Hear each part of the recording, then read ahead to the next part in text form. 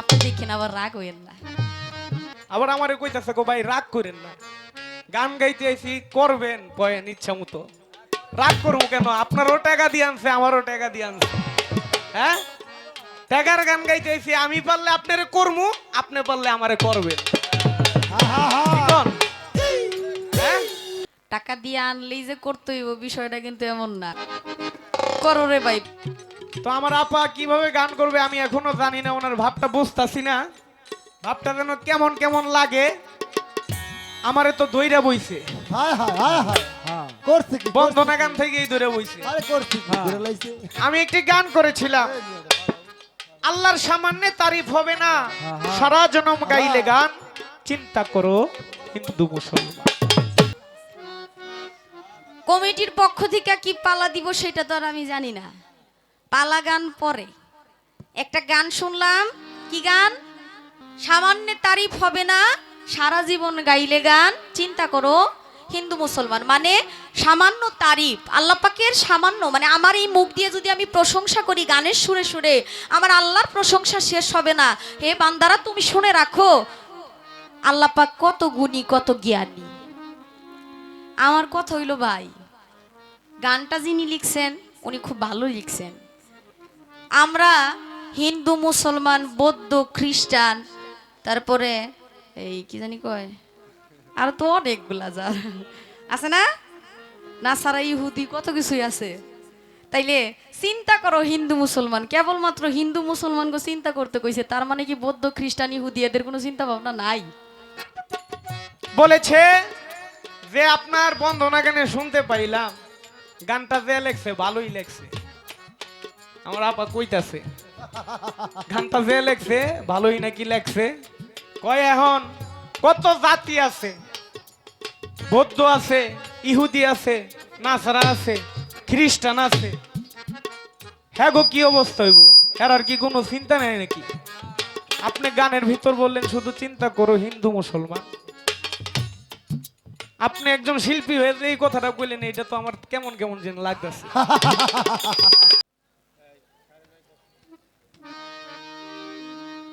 যাই হোক,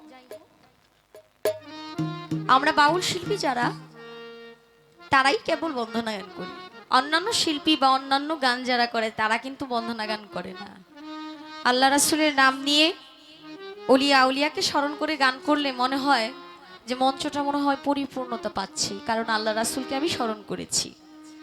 তা আসলে বাউল গান বিচার গান, গানেই জ্ঞান, জ্ঞানেই হয় ধ্যান, ধ্যানে হয় মাওলার দিদার।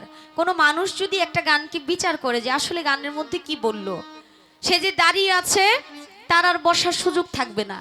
যদিও কথাটা আমি বলতেছি, মালিক যেন সেই বুঝটা আমাকেও দান করেন, আমিন। সে দাঁড়িয়ে আছে, দাঁড়িয়েই থাকবে, তার বসার আর সময় হবে না। সে হাঁটতেছে, হাঁটতে হাঁটতে অনেক রাস্তা চলে যাবে, বসা বা দাঁড়ানোর উনি স্টপিজ দিবে, সেই সময় তার থাকবে না। বসে আছে, বসে থাকতে থাকতেই অনেক বছর পার হয়ে যাবে, সে দাঁড়াইতে পারবে না যদি একটা গানকে সে বিচার করে। গান অনেক ঊর্ধ্বের বিষয়, অনেক বড় বিষয়। তা আসলে আমি ছোট মানুষ, গান করে কথা বলে আপনাদের আত্মায় শান্তি দিব সেই যোগ্যতা, ক্ষমতা এবং দুঃসাহস কোনোটাই আমার নেই। তবুও আপনারা আদর করে, দয়া করে, স্নেহ করে, আমাকে মায়া করে এই জায়গায় দাঁড় করিয়েছেন। আমি জানি না এই জায়গার মূল্য আমি সঠিক দিতে পারবো কিনা, কিন্তু সকলের কাছে দোয়া দয়া আশীর্বাদ চাই যেন এই জায়গাটা আমি নষ্ট না করি। যাকে সৃষ্টি না করলে আমার আল্লাহ কিছুই সৃষ্টি করতো না, সেই রাসূলের নামে একটা নাত রাখবো। তার আগে আমার একটা কথা আছে, কমিটির পক্ষ থেকে কি পালা দিব সেটা তো আর আমি জানি না। পালা গান পরে একটা গান শুনলাম, কি গান? না, প্রথম বন্দনা গানটা যে গাইলো, চিন্তা করো হিন্দু মুসলমান, সামান্য তারিফ হবে না, সারা জীবন গাইলে গান, চিন্তা করো হিন্দু মুসলমান। মানে সামান্য তারিফ, আল্লাহ পাকের সামান্য, মানে আমার এই মুখ দিয়ে যদি আমি প্রশংসা করি গানের সুরে সুরে, আমার আল্লাহর প্রশংসা শেষ হবে না। হে বান্দারা তুমি শুনে রাখো, আল্লাহ পাক কত গুণী কত জ্ঞানী। আমার কথা হইল ভাই, গানটা যিনি লিখছেন উনি খুব ভালো লিখছেন। আমরা হিন্দু মুসলমান বৌদ্ধ খ্রিস্টান, তারপরে এই কি জানি কয়, আর তো অনেকগুলা যার আছে না, নাসারা ইহুদি কত কিছুই আছে। তাইলে চিন্তা করো, হিন্দু মুসলমান, কেবলমাত্র হিন্দু মুসলমানকে চিন্তা করতে কইছে, তার মানে কি বৌদ্ধ খ্রিস্টান ইহুদি এদের কোনো চিন্তা ভাবনা নাই? মানে আমি কথাটা জিজ্ঞাসা করলাম, আপনি কষ্ট নিয়েন না, আমার ভাই তো গানটা যেহেতু গাইছে বুঝাই গাইছে, কইতাছে সামান্যের তারিফ হবে না, সারা জীবন গাইলে গান। চিন্তা করো হিন্দু মুসলমান, মানে আপনি যারা, আমরা যারা ইসলাম ধর্মে আছি এবং সনাতন ধর্মে আছে, কেবলমাত্র হিন্দু মুসলমানই চিন্তা করো আল্লাহর এত গুণ। আর এই যে খ্রিস্টান, বৌদ্ধ, নাসারা, ইহুদি, এরা কি করব? এদের কি কোনো কিছু করার নাই? না তাদের ভয় চিন্তা ভাবনা কিছুই নাই? এটা আপনার কাছে একটা পয়েন্ট। গানটা আপনি যে গাইলেন, এটা মানে আপনি ওদেরকে কি বাদ দিয়ে দিছেন? ওরা কি সমাজের আওতাভুক্ত না, নাকি শুধু আমরা হিন্দু মুসলমানই থাকবো এরকম বিষয়টা? আসলে বিষয়টা কি, এটা খালি আমার একটু পয়েন্ট আমার ভাইয়ের কাছে, যেহেতু পালা পরে আগে বুঝা নেই। যদি এমন হয় যে খ্রিস্টান, ইহুদি, নাসারা যারা আছে তাদের কোনো চিন্তা ভাবনা নাই, তাইলে তো ভালোই, তাইলে তো ভালোই, চিন্তা ভাবনা কিছু করতে হইব না, ভালো আছে না? আগে বুঝতে চাই তাদের কি চিন্তা ভাবনা বাদ দেওয়া হয়েছে, নাকি তারা এই চিন্তা ভাবনার মধ্যে পড়ে না, নাকি তাদের চিন্তা ভাবনা করার দরকার নাই, কোনটা? আপনি দেখেন আবার রাগ হইেন না। রাসূলের একটা নাত করে বসি, এরপর দেখা যাক কি হয়।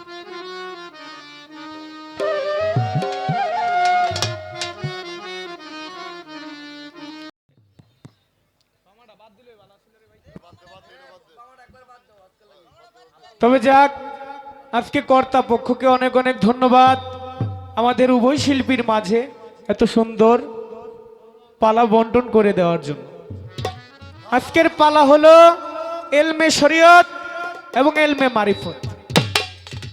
এলমে শরীয়তের ভূমিকায় গান করব আমি, অধম ফেরদৌস সরকার। হ্যাঁ, এলমে মারিফতের ভূমিকায় গান করবেন আমার প্রতিপক্ষ শিল্পী, যিনি খাদিজা বান্ধারী। আমরা উভয় শিল্পী মিলে চেষ্টা করব শরীয়ত মারফত থেকে কিছু মূল্যবান কথা, কিছু মূল্যবান গান আপনাদের মাঝে উপহার দেওয়ার জন্য। শরীয়ত, তরিকত, হাকিকত, মারফত, বাবা সবার আগে ঠিক করতে হবে যার যার কাফিলত। এটাকে বলে খাইচত।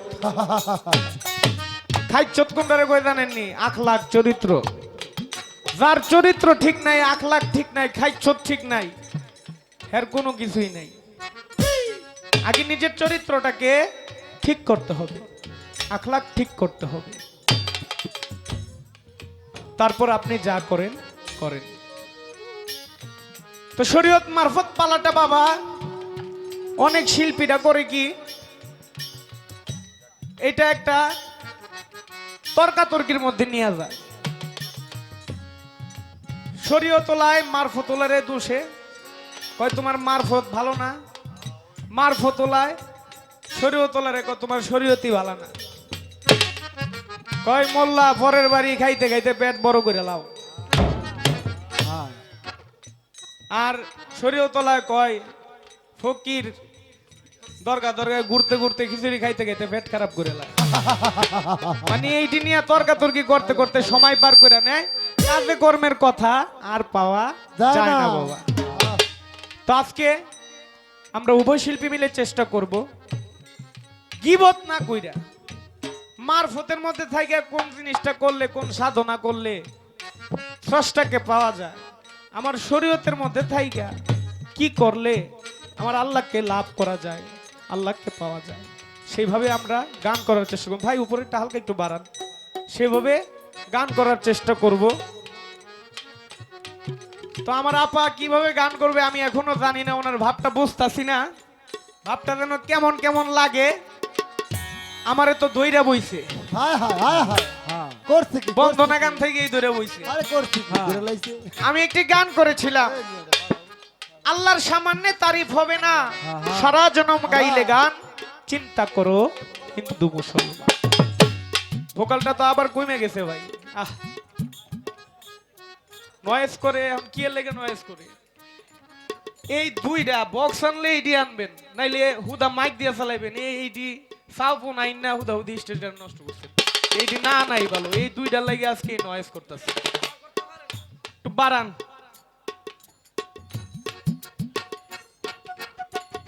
বলেছে যে আপনার বন্দনা গানে শুনতে পাইলাম গানটা যে লেখছে ভালোই লেখছে। আমার আপা কইতাছে গানটা যে লেখছে ভালোই নাকি লেখছে।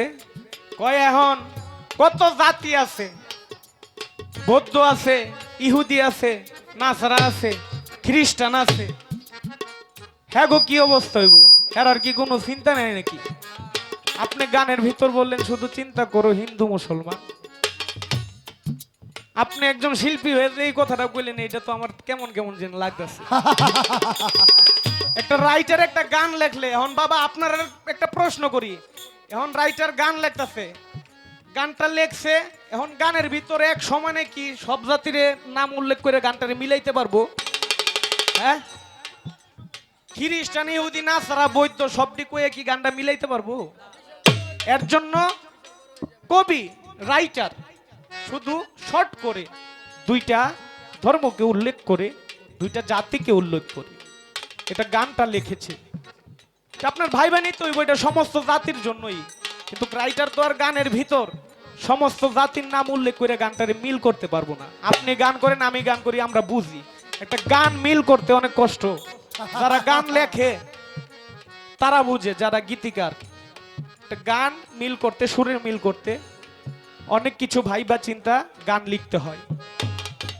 তো কবি এই দুই জাতিরে দিয়ে সমস্ত জাতিরই বুঝাইছে, শুধু বলছে যে চিন্তা করো হিন্দু মুসলমান।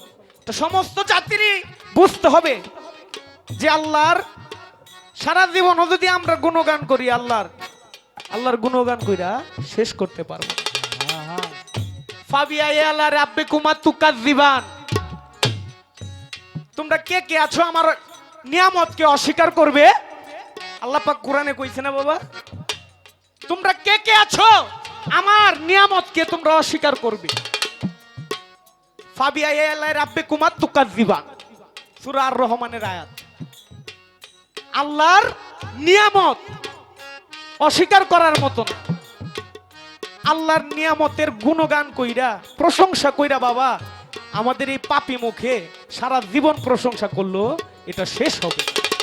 এই ছিল আপনার কথার পয়েন্ট।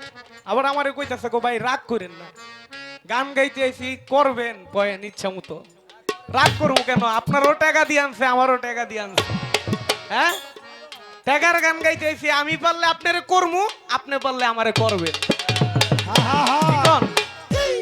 হ্যাঁ, পালা দিছে আজকে শরীয়ত মারফত, চেষ্টা করব শরীয়ত মারফতের পালা সুন্দর করে গাওয়ার জন্য। আমি সর্বপ্রথম একটি শরীয়ত থেকে গান রাখি, আবার কমিটি তো একটা খোড়া মাইরা দিয়ে গেছে, ওই পালা কইবেন আপনারা, কথা কইয়া শিল্পীরা অনেক চালাক, কথা কইয়া সময় বের করে দেন। পালা গাইবেন কিন্তু কথা কম, কথা কম বলবো, কিন্তু যতটুক না বললেই নয়। একটা পালা গুছাইতে গেলে, পালা করতে গেলে কথা একটু বলতেই হয় বাবা। পালা গানটা কিন্তু সাধারণ কথা না, পালা গানটা অনেক ঊর্ধ্বের। তো চেষ্টা করব দাদা ভাই আমার এটা একটু বাড়ান দাদা দয়া কইরা। হ্যালো হ্যালো, ওইখানে তো সাউন্ডটা ভালো ছিল, বাড়াইছেন, নয়েজ করছেন, নয়েজ করতেছি কেন? হ্যালো,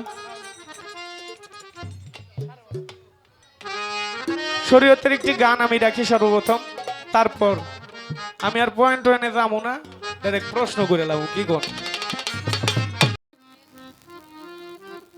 কথা শুনলাম আমরা, আপনারও টাকা দিয়ে আনছে, আমারও টাকা দিয়ে আনছে, খালি গাইমু না তো করমু। এই তো বা হইছে, হ্যাঁ এই তো ভালো হইছে। তুমি আমাকে প্রশ্ন করো, আমিও তোমার প্রশ্নই করি, এই তো বিষয়। টাকা দিয়ে আনলেই যে করতে হইব বিষয়টা কিন্তু এমন না। কমিটির লোক যদি বলে প্রশ্ন করাই যাইব না তখন, হ্যাঁ কেমন হইব? এই এলাকার মানুষ যে বিচ্ছেদের পাগল, আর একটু পরে কইব আপনাকে কড়াকড়ি বন্ধ করেন। টাকা দামছে দেখে নি করবা, করো রে ভাই, প্রশ্ন করতে করতেই বড় হইতে হয়, এছাড়া সম্ভব না। যাতে বেশি যে প্রশ্ন করবে সে তত জ্ঞানী হবে। কেননা ছোট বাচ্চারা দেখেন না, আব্বা মেলার মধ্যে এটা কি উঠছে, কয়টা ফুচকা, কয় ফুচকার সাথে এই যে বাইঙ্গা বাইঙ্গা দেয় এটি কি? আরে চটপটি রে বাবা। আব্বা ওইটা কি? আরে এটা পেঁয়াজি। আব্বা ওইটা কি? ওটা গুড়ের জিলাপা। এত প্রশ্ন করিস না তো। এই ছোট বাচ্চাটি বেশি প্রশ্ন যেগুলা করে এগুলার ব্রেন বড় হইলে খুব ক্লিয়ার হয়। কারণ যে ঠান্ডা মেজাজি থাকে এগুলো একটু ব্যাককল টাইপের হয়। সব সময় মনে রাখবেন, যে পোলাপান প্রশ্ন করবে বেশি, কৌতূহল করবে বেশি, এগুলা চালাক চতুর হইব বেশি। এটা যে চালাক এটা বোঝা যায়। কি প্রশ্ন করলো? প্রশ্ন হইল, আস্তে আস্তে, আমাদের মঞ্চে একটু কম আস্তে কথা বলতে হবে। বলতেছে এক লোক বিয়ে করছে নতুন, বিয়ে করার পর বউ বিশাল সুন্দরী, এখন বউ তো নজরে পড়ে গেছে শয়তানের। আহা, এই দুনিয়ার মধ্যেও এমন ঝামেলা হয়, আগেও তো হইছে এখনো হয়। শয়তানের চোখে পড়ছে, এখন শয়তান রূপ ধরছে মানুষের। মানুষের রূপ ধইরা পিছন দিয়া জামাইয়ের রূপ নিয়ে আইসা কয় আমি তোমার জামাই। বউ তো পড়ছে কনফিউজ, কিরে ঘটনাটা কি ঘটলো আমি তো বুঝতেছি না। মানে তার ভিতরে আলাদা একটা টেনশন ঢুকে গেছে, আমার জামাই কোনটা। এখন দুইজন জন টানাটানি করে বউ ছিঁড়া যাওয়ার অবস্থা। আল্লাহ দয়া করছে বউ ছিঁড়ে নাই।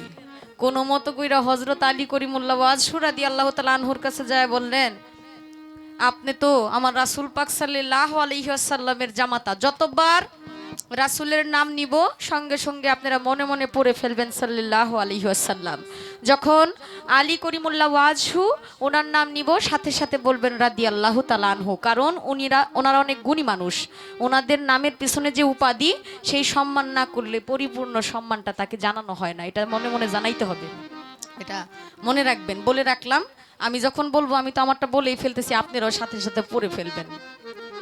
এখন এক ঘটির মধ্যে বলল, এর ভিতর দিয়া ঢুইকা মুখ দিয়া নাল দিয়া যে বাইর হইতে পারবো সেই আজকে বউ নিব। এখন যে মানুষ সে তো আর ঢুকতে পারে না। কাহারে আমার এত সুন্দর বউটা, সান মুখ্যা বউটা, এই বউটা কারে দিয়া দিতে হইব? বিয়া করছি নতুন, আর নতুন বউর মায়া আলাদা, জান কুরবান করে দিমু মাগার বউ দিমু না। ঘটনাক্রমে শয়তানকে ঘটির ভিতরে ভরলো। এখন ভরার পর এখানে তার নাম হইল, সে একটা নাম বা একটা উপাধি পাইল। কি উপাধি? উনি শরীয়তের ভাগ। এখন মারিফতের চেরাগ, বাতি, আলো, এই নামটাও তার আছে। কারণ শরীয়তে তার যেমন গভীর এবং সম্মানসূচক উপাধি আছে, মারিফতেও তো আছে, তাই না? কেননা জিন্দিক, যে মানুষটা মারিফত মানে শরীয়ত মানে না, তাকে বলা হয় জিন্দিক। যে কাফের, সে হাদিস দলিল কিচ্ছু মানে না, কোরআন মানে না। আর জিন্দিক হইল কাফেরের কাছাকাছি। ফাসেক, সে মানুষটা শরীয়ত মানে মারিফত মানে না। আমার কথাগুলো মনোযোগ দিয়ে শুনবেন, এটি কিন্তু আমার বানানো কথা না। মুহাক্কিক, তিনি হইলেও একজন মুমিন ব্যক্তি। সে চারটা তরিকাকেই মানে। চারটা তরিকাকে যে মানে সেই প্রকৃত মুমিন ব্যক্তি, ভালো মানুষ। আর চারটা তরিকার মধ্যেই যার সম্মান ঈমান আছে সেই তো মানুষ। একটা মানবে আর একটা মানবে না, তার জন্য কিছুই না। শরীয়ত, মারিফত, হাকিকত, তরিকত চারটাকেই তার সমানভাবে সম্মান করতে হবে। এখন শরীয়তের মধ্যে যেহেতু উপাধি আছে, শরীয়তের ভাগ, মারিফতের মধ্যেও তো একটা উপাধি আছে, মারিফতের চেরাগ। তাইলে এই চেরাগটা কেমনে হইল, এই ঘটনাটা একটু বললেন তো।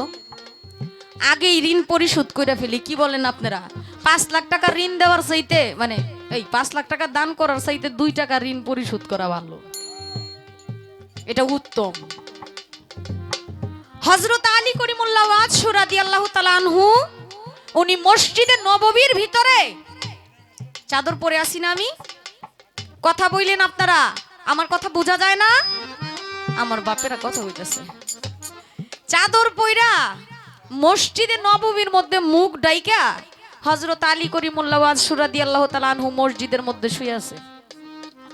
অনেকে মসজিদে গেলে নামাজ পড়ার পর, এই নফল ইবাদত করার পর ওজিফা করেন না আপনারা?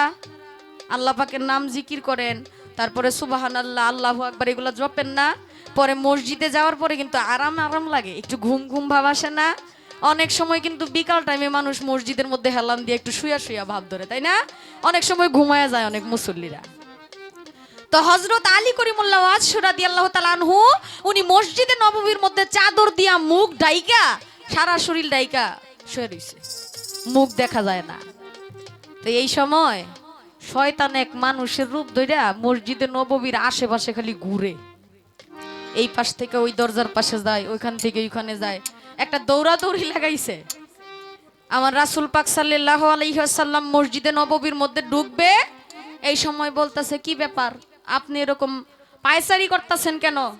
আপনার কি মসজিদে নববীতে যাওয়ার দরকার আছে, বা আপনি এরকম করেন কে, কারণ কি? শয়তান তো মানুষের রূপ ধরছে, বুঝেন না? সে কইতাছে আমি মসজিদে নববীর ভিতরে ঢুকতে পারতাছি না। কই কেন ঢুকতে পারতেছেন না? কই ভিতরে কে যেন চাদর মুরুদি আছে, এর জন্য আমি ঢুকতে পারতাছি না। আমার নবী করিম সাল্লাল্লাহু আলাইহি ওয়াসাল্লাম মসজিদে নববীর ভিতরে ঢুইকা দেখে চাদর মুড়ি দিয়া একজন শুয়ে আছে, চাদরটা টান দিয়া দেখে আর কেউ না, এটা মা ফাতেমার স্বামী ইমাম হাসান ইমাম হুসাইনের পিতা আমার নবী করিম সাল্লাল্লাহু আলাইহি ওয়াসাল্লামের জামাতা হযরত আলী করিমুল্লাহ ওয়াজ রাদিয়াল্লাহু তাআলা আনহু। এইটা দেখে আমার নবী করিম সাল্লাল্লাহু আলাইহি ওয়াসাল্লাম তার উপাধি দিল, হযরত আলী তুমি মারিফতের চেরাগ, তুমি একটা বাতি, যেই বাতির আলোতে এই মসজিদে নববীর ভিতরে শয়তান ঢুকতে পারতেছে না। মসজিদে নববীর ভিতরে শয়তান প্রবেশ করতে পারে নাই। এই সময়টার মধ্যে আমার নবী করিম সাল্লাল্লাহু আলাইহি ওয়াসাল্লাম হযরত আলী করিমুল্লাহ ওয়াজ রাদিয়াল্লাহু তাআলা আনহুকে এই উপাধিটা দিলেন। আমি চেষ্টা করলাম সঠিকভাবে আপনার কথার মীমাংসা করার জন্য। একটা গান রাখি, তারপর ইনশাআল্লাহ একটা প্রশ্ন করব। প্রশ্ন করছে ভালো, একটা গান গাইছিল, একটু পয়েন্ট ধরলাম, মীমাংসা খুব ভালো দিছে। হ্যাঁ, এটা আমি আপনার কাছ থেকে জানতে চাইছিলাম যে আসলে ঘটনাটা কি, আপনি কি বুঝে গাইতেছেন না না বুঝে গাইতেছেন। কারণ গান লিখার বিষয় একটা, গাওয়ার বিষয় একটা। একজনে গান গাইছে, আমি মুখস্থ করে গায়ে ফেলছি, এটা। আরেকটা হইলো আমি গানটাকে নিজে ধারণ করছি, বুঝতে চেষ্টা করছি। আপনি গানটা বুঝে গাইছেন, এটা বোঝা গেছে। গান করলো, মাটির মানুষরে দেহ রাজ্যের বেলা ডুইবা যায়। বেলা তো ডুববই শুধু শরীয়তে পড়ে থাকলে, নাকি? এই বেলা ডুইবা যাবে বিধাই একজন কামেল মুর্শিদের হাতে হাত রাখতে হয়, একজন আল্লাহওয়ালা ব্যক্তির কাছে যাইতে হয় যেন এই দেহ রাজ্যের বেলা না ডুবে। এই যে বেলা ডুবার ভয় আছে, আর যাদের বেলা সব সময় একই গতিতে থাকে তারাই মারিফতে আল্লাহওয়ালা। আপনার দেহ তরি ডুববে না, আপনি যদি আল্লাহওয়ালা ব্যক্তির কাছে আত্মসমর্পণ করেন, নিজেকে উৎসর্গ করেন। এর জন্যই আপনাকে আমার ডাকা, আপনাকে আমি আহ্বান করছি, আপনি আমার এই মারিফতের মধ্যে আসেন ভাই। যদি মারিফতের মধ্যে থেকে থাকেন আলহামদুলিল্লাহ, আর যদি না থেকে থাকেন তাহলে এই মারিফতে আসেন। আসলে আর দেহ তরি নষ্ট হবে না। বউ বাচ্চা তো লাগবেই, বউ বাচ্চার দরকার আছে। এই দুনিয়ার মধ্যে থাকতে খাইতে গেলে সৃষ্টিকে বাড়াইতে হইলে বউ বাচ্চার দরকার আছে, কিন্তু বউ বাচ্চা ঠিকই বাড়বো, কিন্তু সময় ছাড়া বাড়বো না। সময় মতো যত বাড়ে, এর জন্য কামেল মুর্শিদের কাছে যাইতে হবে। একটা গান করি আমার মারিফতের ভূমিকায়।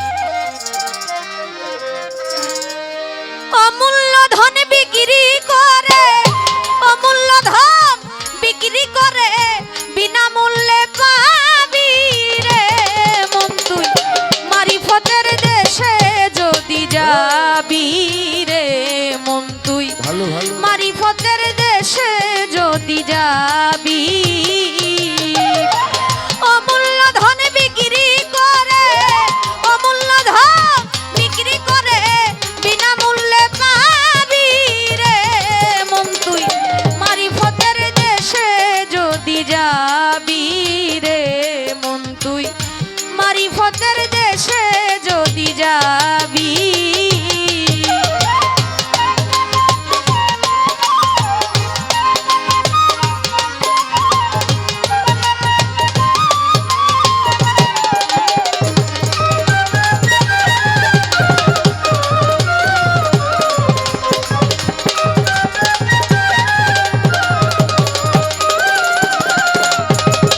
সেই দেশের এমনি রীতি, গুরু গুরুকে করে প্রতি গুরু দিবে আসল মতি নিঘুম ঘরের চাবি রে মন রে নিঘুম ঘরের চাবি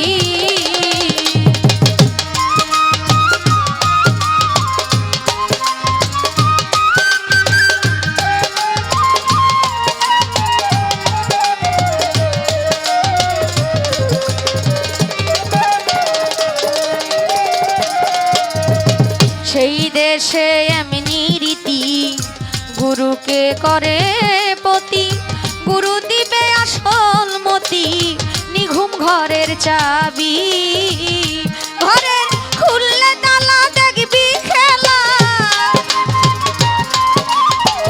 খুললে তালা দেখবি খেলা জ্যোতিময় এক ছবি রে মন তুই মারিফতের দেশে যদি যাবি রে মন তুই মারিফতের দেশে যদি যাবি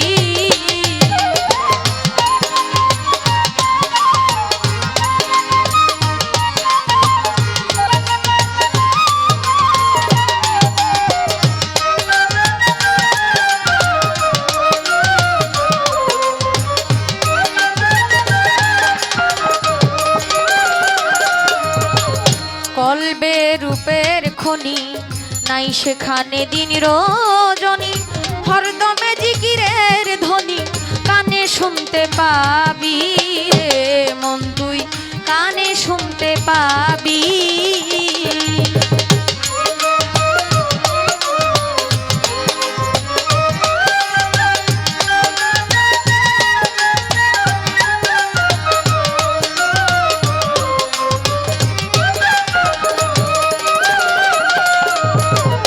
কলবে রূপের খনি নাই সেখানে দিন রজনী হরদমে জিকিরের ধ্বনি কানে শুনতে পাবি রে মন তুই কানে শুনতে পাবি সেথায় আকফা নফস জিকির করে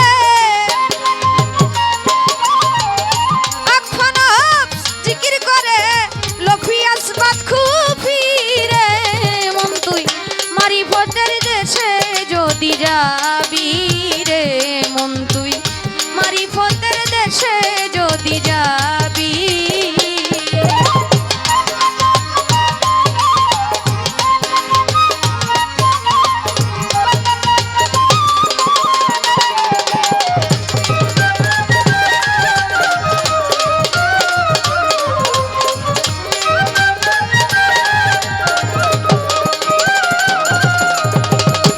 অমূল্য ধন বিক্রি করে বিনামূল্যে পাবি আগে মারিফতের দেশে যদি যাবি সে দেশে এমনি রীতি গুরুকে করে পতি গুরু দিবে আসল মতি নিঘুম ঘরের চাবি খুললে তালা দেখবি খেলা জ্যোতিময় এক ছবি গুরুর প্রতি বিশ্বাস ভালোবাসা মানুষের প্রতি মানুষের সম্মান থাকলে যা হয় শরীয়ত 5 ওয়াক্ত সালাত কায়েম করতে হবে ফজর জোহর আসর মাগরিব এশা একটা কথা খুব ভালো লাগলো ফেরদৌস সরকার বলল অন্যান্য অনেক শিল্পী বৃন্দই শরীয়ত মারিফত পালা দিলে একজন আরেকজনের সাথে শরীয়ত বড় মারিফত বড় শরীয়তের লোকেরা এই সমস্যা মারিফতের লোকের এই সমস্যা আসলে সমস্যা তুলে ধরার জন্য পালা গান না কার কেমন গুণ করে আল্লাহকে খুশি করা যায় মালিককে খুশি করা যায় শরীয়তের মধ্যে কি আছে মারিফতের মধ্যে কি আছে এই বিষয়বস্তুগুলো মানুষের মধ্যে তুলে ধরা হইল মূল বিষয় আমরা এগুলো না করে যায় ঝামেলায় জড়াই বেশি কিন্তু এটা ঠিক না শরীয়ত ভালো শরীয়তকে মানি শরীয়তকে ভালোবাসি কিন্তু শরীয়তের মধ্যে 5 ওয়াক্ত সালাত কায়েম করতে হবে এটা একটা সময় নির্ধারিত করা তাই না ফজরের সময় উঠতে হইব জোহরের সময় সালাত কায়েম করতে হইব আসরের সময় মাগরিবের সময় এশা কিন্তু মারিফতটা অনেক ঊর্ধ্বের বিষয় মানুষ অভ্যাসের দাস আপনি 5 ওয়াক্ত সালাত কায়েম করতে করতে এমন একটা উচ্চ পর্যায়ে চলে যাবেন তখন আপনার এই 5 ওয়াক্ত সালাত ভিতরে কাজ করবে না সব সময় আপনার ভিতরে একটা জিনিস খেয়াল করবে, আমি মালিকের কাছ থেকে এসেছি, মালিকের কাছে আমার চলে যাইতে হবে। 1 মিনিটের জন্য আপনার নিস্তার নাই, সব সময়ই আপনি আল্লাহ পাকের ধ্যানে থাকবেন। এটা হইল মারিফত, এটা হইল মারিফত। যেমন হরদমে সকল সময় আল্লাহ পাকের নাম স্মরণ রাখা। আল কালবু দাইমুস সালাতি মিনাজ্জাল সালাতি ওয়াক্তি, হাদিস। আমার রাসূল পাক বলেছেন, ধ্যান যুগে দিলের নামাজ ইয়া ওয়াক্তীয় নামাজের চাইতে 1000 গুণ উত্তম। আল কালবু দাইমুস সালাতি মিনাজ্জাল সালাতি ওয়াক্তি, ধ্যান যুগে দিলের নামাজ ইহা ওয়াক্তীয় নামাজের চাইতে অতি উত্তম। এই যে 5 ওয়াক্ত সালাত কায়েম করা, এর চাইতে 1000 গুণ উত্তম কোন মানুষ যদি ধ্যান যুগে তার সালাত কায়েম করতে পারে। একবার সালাত কায়েম যদি সঠিকভাবে হয়ে যায়, তার কত হাজার বছরের গুনাহ ক্ষমা হয়ে যাবে সেটা সে নিজেও জানে না। তাই কবি তার গানের মধ্যে বললেন, যাইতে যদি চাও মন ঢাকা, গুরুকে করো সখা, সর্বময় বন্ধু আর দেখা, সামনেতে পাবি রে মন তুই, সামনেতে পাবি।